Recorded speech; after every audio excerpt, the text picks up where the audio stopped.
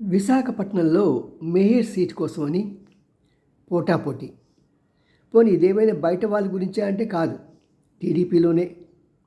మరి ఇలాంటి కొట్టుకునే స్థితి మరి టీడీపీలో ఉంటే ప్రతిపక్షమైనటువంటి వైసీపీని ఏం చెక్ చేయగలుగుతారు?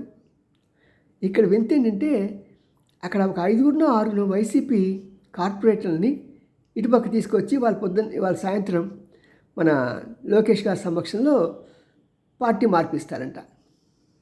ఎంత మురికి రాజకీయాలండి ఉంది ఇక్కడ. ఈ పార్టీలోనే ఎవడు మేయర్ అవ్వాలి అనే దాన్ని కొట్టుకొస్తున్నారు.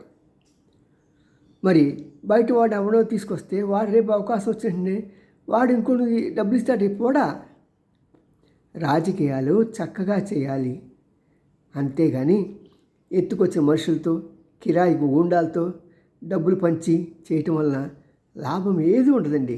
మీకు శ్రమ ప్రజల్లో మీరు చులకన అవ్వడం తప్పించి.